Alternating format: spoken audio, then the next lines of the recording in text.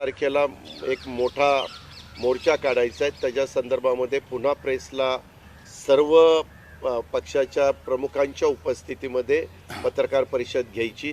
तर ती पत्रकार परिषद आज आपण इथं आयोजित केलेली आहे. आपण सगळेजण या पत्रकार परिषदेला उपस्थित राहिल्याबद्दल आपल्या सर्वांचं स्वागत. बोला सर. आजच्या बैठकीचा हेतू माननीय अजितदादांनी सांगितलेलाच आहे. परवाची बैठक ही थोडीशी धावपळीत झाली आणि त्यावेळेला आम्ही मोजकेच लोक उपस्थित होतो. आज मात्र महाविकास आघाडीचे जवळपास सर्व घटक मित्रपक्ष हे एकत्रित आहेत आणि 17 तारखेला महाराष्ट्रद्रोहींच्या विरुद्ध किंवा महाराष्ट्रद्रोहींविरुद्ध हल्लाबोल असा हा महाप्रचंड अतिविराट मोर्चा, ज्याची सुरुवात जिजामाता उद्यानापासून होईल आणि आपल्या छत्रपती शिवाजी टर्मिनसच्या इथपर्यंत तो मोर्चा होईल. मला खात्री आहे की हा मोर्चा न भूतो न भविष्यती असा होणार आहे. याचं कारण असं की सातत्याने महाराष्ट्राचा जो अपमान केला जातो आहे, अवहेलना केली जाते आहे, महाराष्ट्राचं जणू काय अस्तित्व नाकारण्यात येतं आहे. एका बाजूने महाराष्ट्र तोडण्याचा प्रयत्न होतो आहे, त्याविषयी आम्ही मोर्चाच्या वेळेला बोलणारच आहोत. पण परवा आम्ही बोललेलोच आहोत की कडेकडीची गावं, त्या गावांवरती आता आजूबाजूची राज्य ही हक्क सांगायला लागलेली आहेत. अगदी मुंबईसुद्धा तिच्यावरती कसा घातला जाणार आहे, घातला जातो आहे, त्याच्याहीबद्दल हाही एक विषय होणार आहे. नंतर मी परवा बोललो होतो की महाराष्ट्रातून जे उद्योग पळवले गेले, मी मगाशी माझी प्रतिक्रिया ज्या निवडणुकांचे निकाल लागले त्या निकालाच्या निमित्ताने दिलेली आहे. आपण एक लक्षात घेतलं पाहिजे की गेल्या वेळेला ह्या 3 निवडणुका ज्या झाल्या होत्या, एक दिल्ली महापालिका, हिमाचल आणि गुजरात, या तिन्ही ठिकाणी भारतीय जनता पक्ष जिंकला होता. यावेळेला मात्र दिल्लीमध्ये आप जिंकलेली आहे, हिमाचलमध्ये काँग्रेस जिंकलेली आहे आणि गुजरातमध्ये भारतीय जनता पक्षाने अभूतपूर्व यश मिळवलेलं आहे. या यशाबद्दल जे यशाचे मानकरी आहेत त्यांचं अभिनंदन तर आम्ही सगळे मिळून करतोच आहोत. गोष्ट कोणती लक्षात घेतली पाहिजे की गुजरातच्या विजयामध्ये महाराष्ट्रातून पळवलेल्या उद्योगांचं सुद्धा योगदान आहे, हे कोणी विसरू नये. म्हणजे एका बाजूला महाराष्ट्र ओरबाडायचा, आपलं इप्सित जे आहे ते साध्य करायचं. म्हणूनच आम्हाला जी भीती वाटते की गुजरातच्या निवडणुका डोळ्यासमोर ठेवून महाराष्ट्रातले उद्योग जसे पळवले, तसंच कर्नाटकची निवडणूक डोळ्यासमोर ठेवून महाराष्ट्रातली गावंसुद्धा तोडतील की काय, अशी एक भीती निर्माण झालेली आहे. आणि म्हणूनच वेळेमध्ये जर का या महाराष्ट्रद्रोह्यांना आवरलं नाही तर महाराष्ट्र छिन्न विछिन्न करायला सुद्धा हे मागे पुढे बघणार नाही.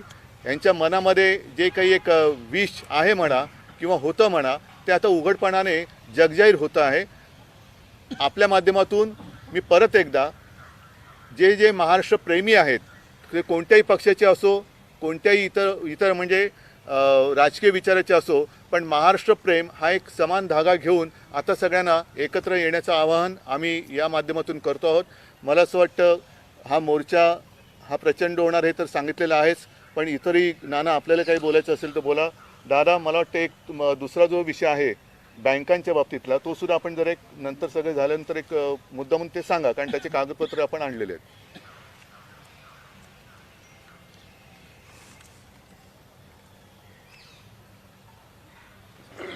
मोठ्या महंत प्रयत्नांनी आणि बलिदानांनी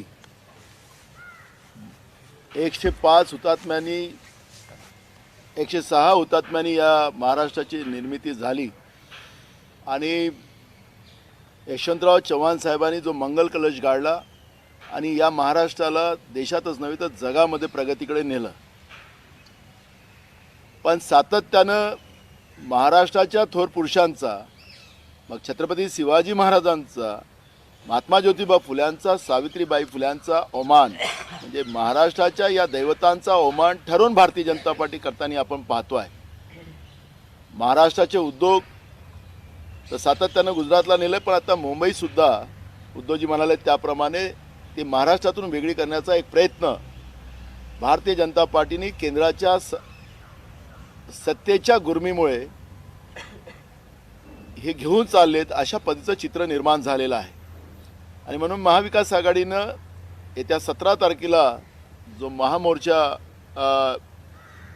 महाराष्ट्रद्रोह्यांच्या विरोधात आम्ही जो आयोजला आहे तो मोर्चा निश्चितपणे ऐतिहासिक होणार आणि त्या ठिकाणी अनेक मुद्द्यावर आम्ही चर्चा करणार. कारण की महाराष्ट्रातलं सरकार राहिलेलं नाही. सरकारचं अस्तित्व महाराष्ट्रातलं संपलेलं आहे. फक्त राज्याची तिजोरी लुटणं आणि त्याच्यावर मजा करणं इथपर्यंतच हे महाराष्ट्राचं सरकार आता महाराष्ट्रामध्ये आज आपल्याला पाहायला मिळतं आहे. अस्तित्वहीन. कारण की एकीकडे कर्नाटकच्या सीमेवर महाराष्ट्राच्या संपत्तीचं नुकसान केलं जातं, महाराष्ट्राच्या माणसाला मारलं जातं, मराठी भाषिकांना छेडलं जातं, पण राज्यातलं सरकार त्याच्यावर बोलायला तयार नाही.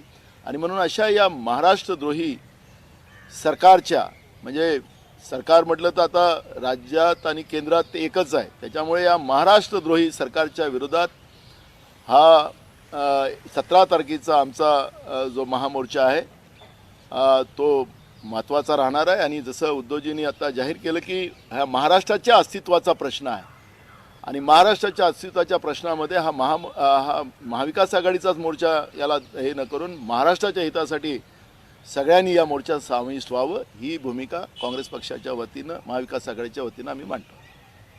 उद्धव सर, तुम्ही एक महत्त्वाचा मुद्दा मांडला की गुजरातच्या निवडणुकीसाठी सगळे रिसोर्सेस जे आहेत ते गुजरातला वळवण्यात आले. एकाच राज्याला कुठे प्रायोरिटी मिळाली, अगदी उद्योग गेले. आता कर्नाटकच्या निवडणुकीच्या पार्श्वभूमीवर महाराष्ट्रातल्या गावांची चर्चा, हा कशा पद्धतीने धोका वाटतोय साधारण महाराष्ट्राचा विषय? नाही, मी तुम्हाला सांगितलं ना की महाराष्ट्र छिन्न विछिन्न करून टाकायचा. एका बाजूनी महाराष्ट्राचं जे काही सीमारेषा आहेत, एक तर मी नेहमी म्हणतो की जो सीमा भाग आहे तो सीमा भाग नसून जो कर्नाटक व्याप्त महाराष्ट्र आहे असंच त्याला म्हणायला पाहिजे. कारण तिथली जी गावं आहेत ती गावं पिढ्यानपिढ्या आणि सातत्याने लोकशाहीच्या मार्गाने सुद्धा त्यांनी त्यावेळेला निवडणुका जिंकून आम्हाला महाराष्ट्रात जायचं आहे हे दाखवून दिलं होतं. आंदोलनं करतायत, आजसुद्धा आंदोलनं तिकडे होत आहेत. पण आपली परवा जी एक बैठक झाली, 5 तारखेची पत्रकार परिषद झाली, त्यानंतरसुद्धा त्या कानडी भागामध्ये आपल्या मराठी भाषिकांवरती कानडी अत्याचार होतातच आहेत. म्हणजे अनेक जणांना अटका होत आहेत, अटका झालेल्या आहेत. मग शेवटी प्रश्न असा येतो की हा एका देशातली 2 राज्य आहेत की हिंदुस्थान पाकिस्तान आहे. महाराष्ट्रातल्या वाहनांना तिकडे यायला बंदी, तिकडे काळं फासलं जातं. महाराष्ट्रातल्या मंत्र्यांना किंवा महाराष्ट्रातल्या नेत्यांना तिकडे यायला बंदी. मग आता तिथे तुम्ही काही विजा सिस्टीम सुरू करणार का? की पुन्हा तिकडे काही जसं टोल नाका असतो तसं काही एंट्री पॉईंट्स ठेवणार आहेत का? याच्यावरती खरं म्हणजे केंद्रामध्ये, कर्नाटकामध्ये आणि महाराष्ट्रामध्ये एकाच पक्षाचं सरकार आहे. म्हणजे हा प्रश्न सोडवायला आत्तासारखी परिस्थिती कदाचित पुन्हा निर्माण होईल असं नाही.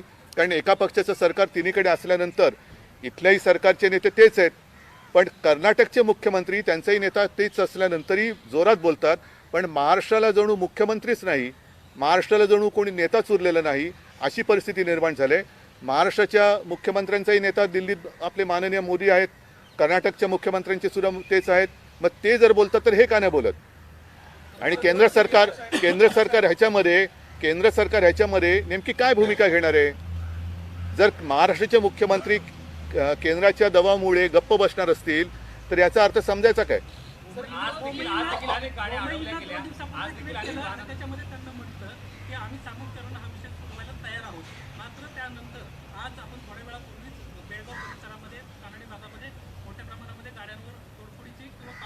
बरोबर आहे. आणि म्हणून माझं काय मत आहे की शेवटी महाराष्ट्राने संयम पाळायचा का?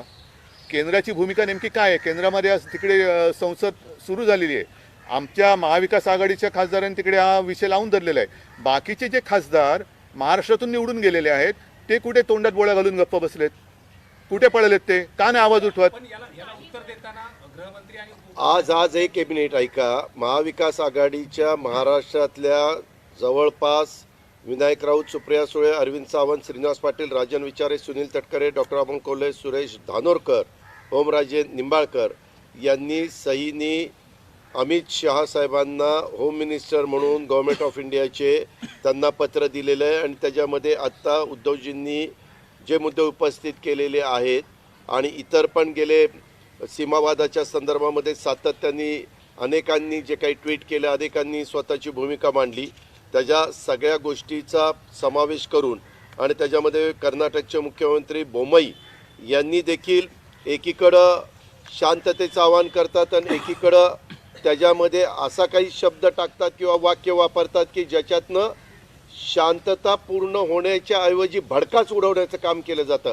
आज देखील ह्या निवडणुकीचं मतमोजणी होती, तरी देखील तिथं मराठी भाषिक वाहनांच्यावर, मराठी भाषिक लोकांच्यावर तिथं अन्यायच कर्नाटकच्याकडनं त्या ठिकाणी केला जातो. तिथं कन्नड वेदिका या संघटनेचे लोक त्या कर्नाटक राज्यामध्ये झेंडे घेऊन आपलं स्वतःचंच राज्य असल्यासारखं हम करे सो कायदा अशा पद्धतीनं वागतात. असं नाही आहे. खरं तर डॉक्टर बाबासाहेब आंबेडकरांनी भाषावार प्रांत रचनेबद्दलचं तत्त्व हे आपल्या उभ्या भारत देशाने स्वीकारलं आहे आणि त्यानुसार राज्यांची निर्मिती झालेली आहे. आणि इथं जो निपाणी असेल, कारवार असेल, बेळगाव असेल, भालकी असेल, बिदर असेल आणि काही तिथली गावं 865 आहेत, ह्याच्याबद्दल तर आपण वर्षानुवर्ष भांडतोय. सुप्रीम कोर्टामध्ये मॅटर आहे. आम्ही सगळे भूमिका घेतोय की हरीश साळवे साहेबांच्या सारखा वकील, प्रख्यात वकील तिथं द्यावा आणि आपल्या बाजूने कसा निकाल लागेल हा प्रयत्न करावा. मात्र ते दिले सोडून न्यायप्रविष्ट प्रकरण असताना मात्र कर्नाटकचे मुख्यमंत्री तुम्हाला इथं यायला बंदी असं तसं प्रक्षोभक भाषणं त्या ठिकाणी करायची.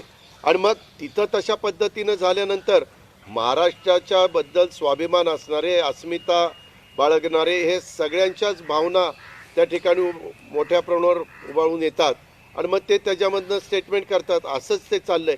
ह्याच्याकरता खरं तर लोकसभेच्या अध्यक्ष महोदयांनी हे प्रकरण 2 राज्यांनी बघावं. हे 2 राज्यांनी बघण्यासारखं प्रकरण नाही आहे.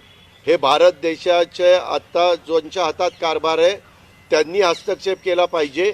आणि ज्याचा उल्लेख आत्ता उद्धव ठाकरे साहेबांनी केला किंवा तिथं भाजपच्याच नेतृत्वाखाली ही दोन्ही सरकारं चाललीत आणि भाजपच्याच नेतृत्वाखाली केंद्र सरकार चाललेलं आहे. त्याच्यामुळे त्यांनीच आता तिथं हस्तक्षेप करून ह्या सगळ्या गोष्टी थांबवल्या गेल्या पाहिजेत. आणि ह्याच सगळ्या अनुषंगाने उद्याच्या 17 तारखेला महाराष्ट्रद्रोही विरोधात हल्लाबोल अशा प्रकारचं नाव देऊन आम्ही हा मोर्चा आयोजित त्या ठिकाणी केलेला आहे.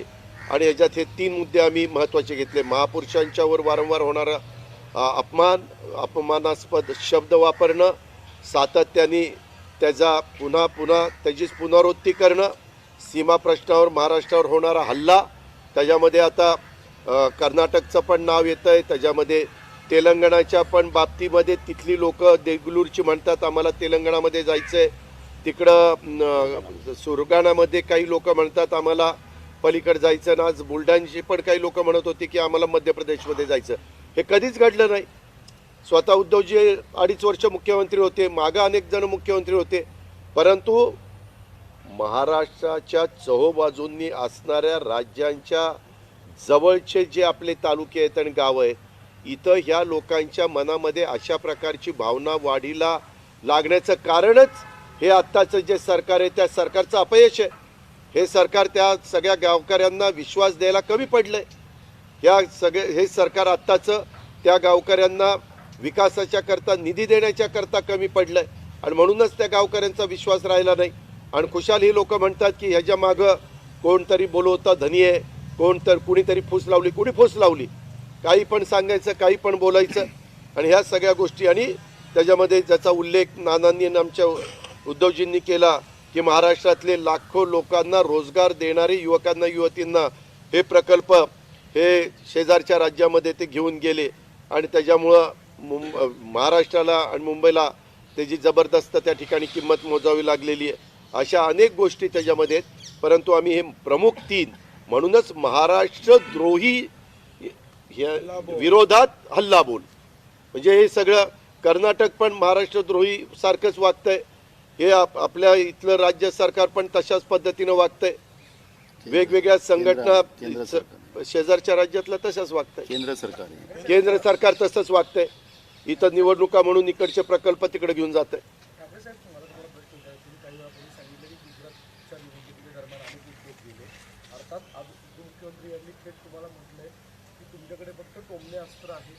मला ऐका 1 मिनिट. याचा अर्थ त्यांच्याकडे या आमच्या आक्षेपावरती उत्तर नाही. एक महत्त्वाचा मुद्दा आणखीन एक मी जोडू इच्छितो. तो म्हणजे उघड चॅनलवरनं आमच्या संजय राऊतना कानडी गुंड धमक्या देत आहेत. याच्यावरती कोण कारवाई करणार आहे की नाही? म्हणजे ते जे म्हणाले काल परवाकडे दोन्ही आपल्या मुख्यमंत्र्यांनी आणि उपमुख्यमंत्र्यांनी कर्नाटक मुख्यमंत्र्यांशी बोललो आणि ते म्हणाले आम्ही सगळं व्यवस्थित करू. ते बोलल्यानंतर कानडी गुंड आमच्या संजय राऊतांना आमच्या म्हणजे आपल्या संजय राऊतांना उघड उघड धमकी देतात आणि ती चॅनलवरती दिलेली आहे. आता हे हा नाही नाही मुंबईतून हल्ला करू एवढी मुंबई काही निवडत नाहीये, पण ही भाषा ते करतायत तरी सुद्धा आम्ही संयम बाळगायचा. म्हणजे माझं काय मत आहे की जसं मुख्यमंत्री गुवाहाटीला जातात, सुरतला जातात, नवस फेडायला दिल्लीला जातात, ते वारंवार दिल्लीला नवस फेडायला जात असतात आणि नवीन नवस बोलायला जातात, तसं एकतरी नवस कुठल्या तरी बेळगावातल्या देवाला त्यांनी बोलावा आणि बेळगावातल्या देवाला नवस फेडण्याच्या निमित्ताने तरी जावं. महाराष्ट्रातला रिफायनरीचा जो प्रोजेक्ट होता तो तुमच्या काळामध्ये एक मिनिट साहेब, माझा प्रश्न असा होता की तुमच्यावर टोमण्यास्त्र म्हणून भूमिका मांडली. दुसरी गोष्ट की तुम्ही उद्योगाला सहकार्य करत नाही, त्यामुळे तुमच्यामुळे रिफायनरी सारखे प्रकल्प महाराष्ट्रात येत नाही. ह्याच्यावरती सुद्धा मी तेव्हा स्पष्ट बोललेलो आहे. रिफायनरीबद्दल वाद आहे आणि आमची भूमिका आम्ही स्पष्ट केलेली आहे की त्यावेळेला नाणार येथे जी रिफायनरी होणार होती तिथल्या स्थानिक लोकांनी त्याला विरोध केला, परंतु आम्ही नेहमी जनतेसोबत आहोत. जनतेसोबत असल्यानंतर जर का कोणाला हा प्रकल्प आपल्या इथे यावा असं वाटत असेल त्यांच्याबरोबर आम्ही आहोत. प्रश्न काय महत्त्वाचा येतो की आपल्याकडे एक शब्द आहे राख रांगोळी. तर हे ज्यांच्यावरती वाद आहेत, विनाशकारी प्रकल्प असं मानलं जातं, खरं खोटं त्यांनी स्पष्ट केलं पाहिजे. रांगोळी इतर राज्यात आणि राख आमच्या नशिबी, असं त्याचं काही राख रांगोळीचं काही तुम्ही विभागणी केली का? की चांगले जे आमच्याकडे येणारे प्रकल्प होते ज्यांनी रांगोळी घातली जाईल, ज्याच्यावरती वादच नाही आहेत, विनाशकारी वगैरे असे काही प्रकल्प आहेत असं त्यांच्याबद्दल नव्हतं, ते सगळे गुजरातला जात आहेत, तिकडे जात आहेत. आणि जे वादग्रस्त प्रकल्प आहेत, जसा पूर्वी एक दाऊचा प्रकल्प येणार होता, आता दाऊचा प्रकल्प कुठे गेला? मग तसंच जर का रिफायनरीबद्दल काही वाद असतील, शंका असतील, तर आम्ही जे ठरवलं होतं की समजा नाणारला नाही तर जिकडे येऊ शकत असेल तर येऊ द्या, पण त्याच्यावरती उपमुख्यमंत्र्यांनी बोलावं. काल नानांनी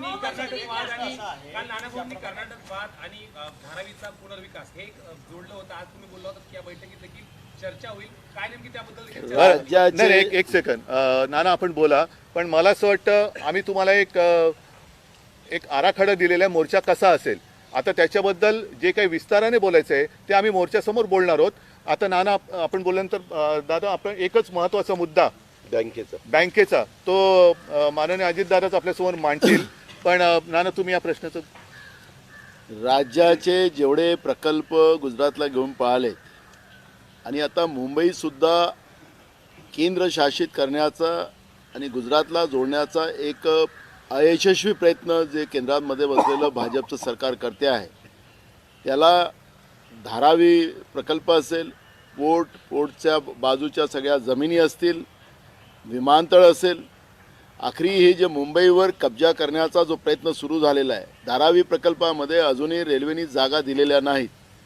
कुठल्या आधारावर टेंडर झालेलं आहे, त्या 10 लाख लोकांचं पुनर्वसन केलं कसं जाणार आहे, या सगळ्या गोष्टीची स्पष्टता झाल्याशिवाय हे टेंडर व्हायला नव्हतं पाहिजे.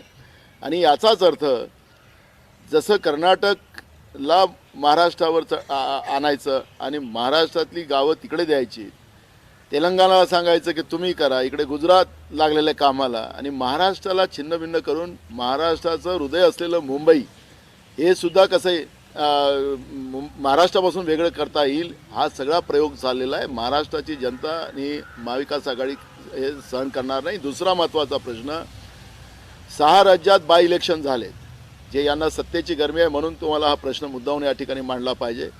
6ही राज्यातल्या बाय इलेक्शनमध्ये BJPचा सुपडा साफ झाला, MCDमध्ये सुद्धा BJPचा सुपडा साफ झाला.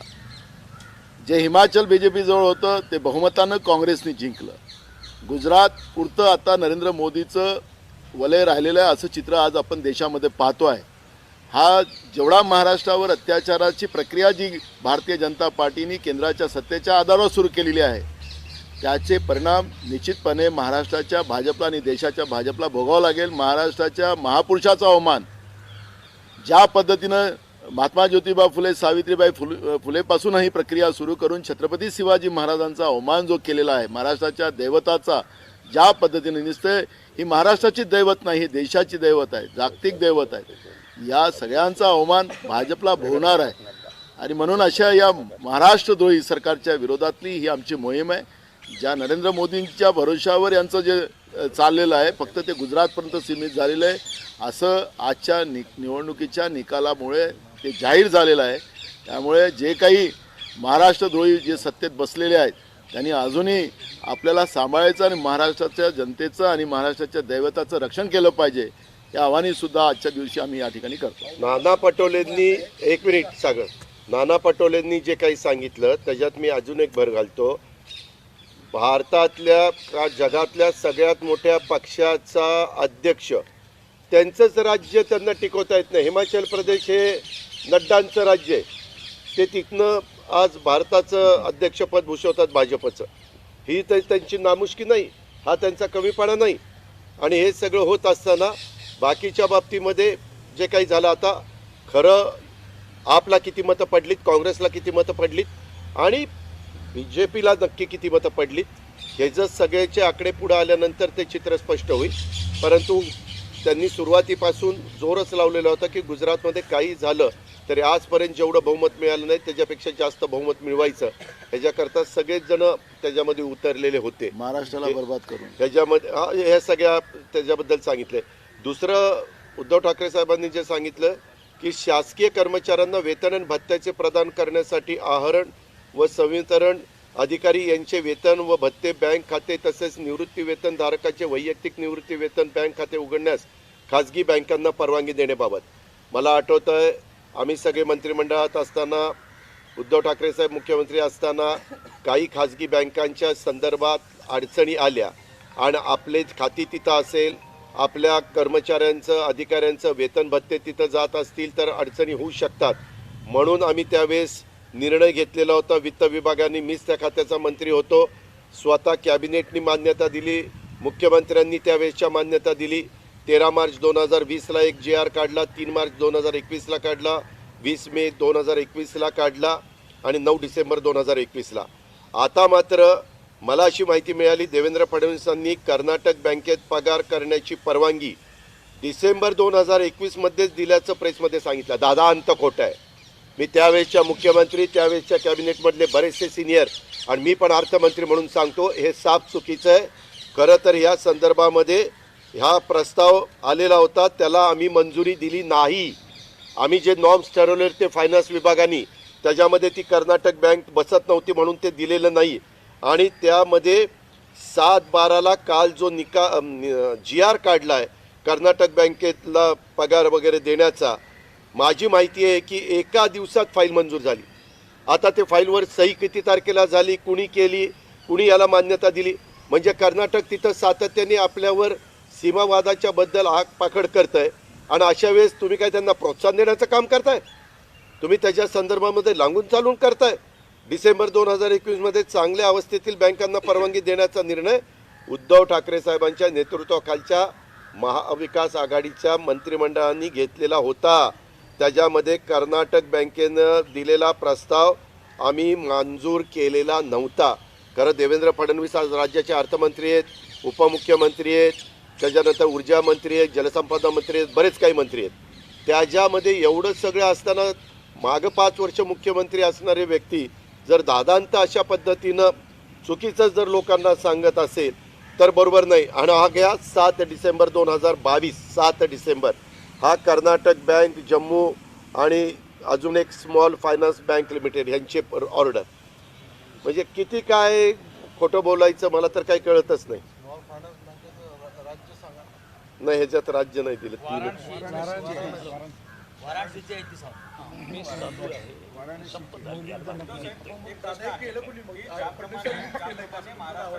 अहो 7 डिसेंबरला झालं म्हणजे कोणी केलं काल ना मला काही कळतच नाही. तर तू अहो तुम्ही बघा. एका दिवसात फाईल कुणी फिरवली. आता ते माहितीच्या अधिकारात आम्ही माहिती काढतो आणि उद्याच्या अधिवेशनामध्ये अंबादासजी, मी आणि आमचे सगळे विरोधी पक्षाचे सहकारी त्या ठिकाणी देतो. आत्ताचा तर GR आता मी जयंत पाटलांच्याकडे दिलेला आहे, तो GR कालच्या 7 डिसेंबरचा आहे आणि त्याच्यात 3च बँका आहेत. ज्याप्रमाणे कर्नाटकचे मुख्यमंत्री दिल्लीत जातात आणि पंतप्रधानांना भेटतात आणि त्यांना सांगतात की हा प्रश्न आहे आमच्या स्तरावर सोडून महाराष्ट्राचे मुख्यमंत्री जातात मात्र उजरा घालून येतात आणि महाराष्ट्राचे मुख्यमंत्री नवस फेडायला आणि नवस बोलायला जातात दिल्लीत. आजचा दिवस झाला, आजचा दिवस पार पडला, त्याचं नवस फेडणं, उद्याचा दिवस पार पाडू नये म्हणून नवस बोलायला जातात ते. हे पण महाराष्ट्राचे मुख्यमंत्री एवढी भूमिका आहे की 40 आमदारांना सांभाळणे आणि सरकारला जो विवाद आहे सीमांचा प्रश्न तो सोडवण्यासाठी का भूमिका घेतली. आता तर त्यांनी उत्तर द्यायला पाहिजे ना, हाच तर आमचा प्रश्न आहे. आणि म्हणून या सगळ्या महाराष्ट्र द्रोहींच्या विरुद्धच आमचा हल्ला बोल आहे. नाही अभि ओके, थँक्यू, धन्यवाद सगळ्यांना.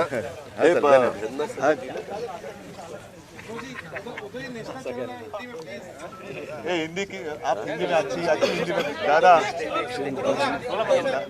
दादा अच्छी हिंदी में आप बात करो. हिंदीमध्ये बोलायचं. बोला. हिंदी बोलायचं. नानाजी बात करेंगे हिंदी में. ठीक है आप बसा. दादा एक मिनट बस है. ना ना हमारे नाना जी बात करेंगे. नाना जी मतलब महाराष्ट्र द्रोही जो सरकार है वो सरकार के विरोध में आने वाले 17 दिसंबर को महाविकास आघाड़ी का एक भव्य विराट मोर्चा हम लोग निकालने जा रहे हैं. उसमें महाराष्ट्र के दैवत जो आज देश के दैवत है छत्रपति शिवाजी महाराज, महात्मा ज्योतिबा फुले, सावित्रीबाई फुले, इनका बार बार होने वाला अवमान बीजेपी की तरफ से और राज्य के बड़े पैमाने में उद्योग गुजरात को देना, राज्य के सीमाओं को आज जिस तरह से वहाँ पे तनाव पैदा कर केंद्र सरकार के आशीर्वाद से जिस तरह से महाराष्ट्र को तोड़ने का जो काम शुरू हुआ है, जिस तरह से मुंबई को भी महाराष्ट्र से अलग करने का काम, ऐसे कई प्रकल्प जो धारावी के साथ है उसका हम उल्लेख हमारे उस दिन आंदोलन में करने वाले हैं.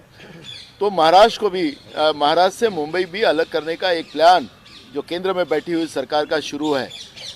और ये सब मुद्दों को लेकर आने वाले 17 तारीख को महाविकास आघाड़ी का ये महाराष्ट्र द्रोही व्यवस्था के विरोध में एक बड़ा आंदोलन किया जाएगा और उसी के लिए हम लोग इकट्ठा हुए हैं.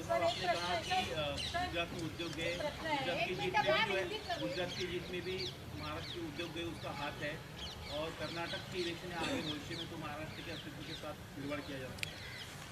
सीधी बात है. अब तो ये सारी बातें साफ हो गई है.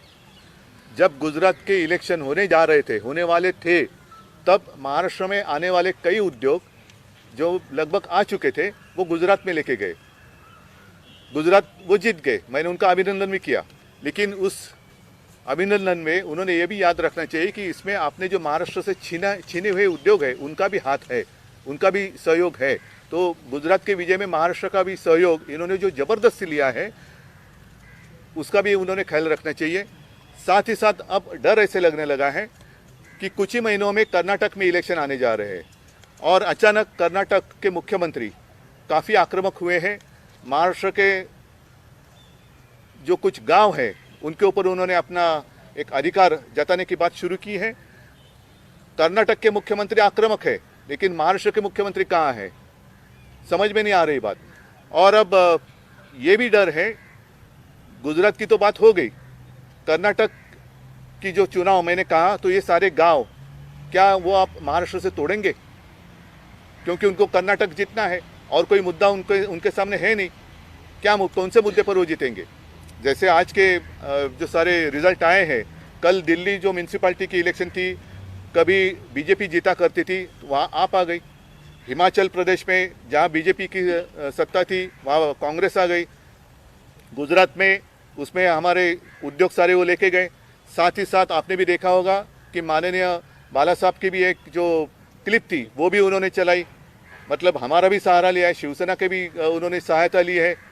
दिखाने के लिए मोदी जी का चेहरा है लेकिन साथ ही साथ बाला साहब को भी उन्होंने वहाँ इस्तेमाल किया है. तो ये सारे मुद्दे देखते हुए अब समय आया है कि जितने सारे महाराष्ट्र द्रोही हैं उनके खिलाफ हम सब महाराष्ट्र के जो पुत्र है, कन्या है, सब लोग इकट्ठा आकर इसका विरोध करें. आपके पास जो जीआर की कॉपी आई है, कर्नाटक के बैंक है, उत्तर प्रदेश के उत्कर्ष बैंक है, फाइनेंस कंपनी है, उसको लेकर जो आरोप फडणवीस लगा रहे हैं उसको लेकर क्या डिटेल आपके पास है? आज डीसीएम साहब ने जो आरोप लगाया कि ये जो ऑर्डर है वो दिसंबर 2021 में निकाला है, वो बिल्कुल गलत है। उद्धव ठाकरे साहब चीफ मिनिस्टर थे, हम सब उनके मिनिस्ट्री में थे, हमने बिल्कुल ये कर्नाटक बैंक को परमिशन नहीं दी थी। मेरे हाथ में 7 दिसंबर 2022 मतलब कल का ऑर्डर है, कल का, और कल एक दिन में ये सब पूरी फाइल उसमें साइन करके ये जीआर निकाला है। यानी इतनी जल्दबाजी क्या थी? एक तो कर्नाटक के चीफ मिनिस्टर कैसे अपने महाराष्ट्र के बारे में बर्ताव कर रहे हैं हम देख रहे। वहाँ के लोग अपनी यहाँ की जो कार जाती है या बाकी के 4 व्हीलर 6 व्हीलर ये सब बसेस जाते हैं, उसके ऊपर कैसे हल्ला करते हैं वो हमने देखा है। और ये होते हुए भी ये क्या ज़रूरत थी कर्नाटक की बैंक इसमें इन्वॉल्व करने की? उसको परमिशन देने का किसने कहा? इसीलिए हम जो महाराष्ट्र द्रोही बोल रहे हैं, इसका मतलब ये तो पुरावा है, प्रूफ है।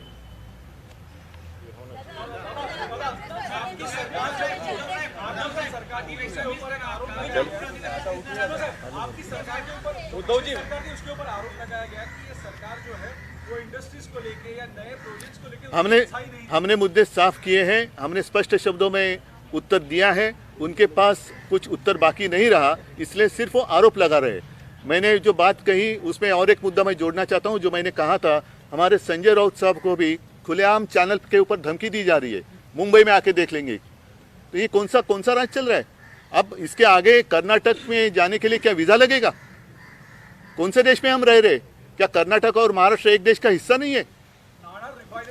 खासदार संजय राऊतांच्या विरोधामध्ये जे काही धमकी देण्याचे प्रकार चालू आहे, खरं तर महाराष्ट्रामधल्या 13 कोटी जनतेच्या बद्दल कुणालाच धमकी येता कामा नये। ते तर एक मेंबर ऑफ पार्लमेंट आहेत। आज मेंबर ऑफ पार्लमेंटला धमकी दिली जाते तरी देखील बोटचेप धोरण राज्य सरकार घेतं, त्याच्याबद्दल कुणी ब्र काढत नाही आणि तिकडनं मात्र धमक्या येतात। हे कशाचं? इथं काही काय कायदा सुव्यवस्था आहे? उद्धवजी ठाकरे कुटुंबियांच्या मालमत्तेची चौकशी ते आता जाऊ दे। मला वाटतं महाराष्ट्राचा विषय हा अति महत्त्वाचा आहे। ओके, धन्यवाद। अध्यक्ष म्हणतात की आम्ही या विषयात काही केंद्र सरकार काही करू शकणार नाही, केंद्र सरकार सीमा प्रश्नावर काही करू शकणार नाही असं लोकसभेचे अध्यक्ष म्हणतात। आणि अमोल कोल्हे खासदारांनी शिवाजी महाराजांचा प्रश्न काढल्यावर ते त्यांचा माईक बंद केला जातो, म्हणजे आपण महाराष्ट्र देशात आहे की नाही? म्हणून हाच तर याच विरोधात आमचा मोर्चा आहे। अहो, महाराष्ट्र द्रोही विरोधातच हा हल्ला बोल आहे, ह्या सगळ्यालाच आमचा विरोध आहे। धन्यवाद। प्रदेश को नड्डा नहीं बचा पाए, उसको हिंदी में हाँ, नहीं बचा पाए, आपने देखा ना।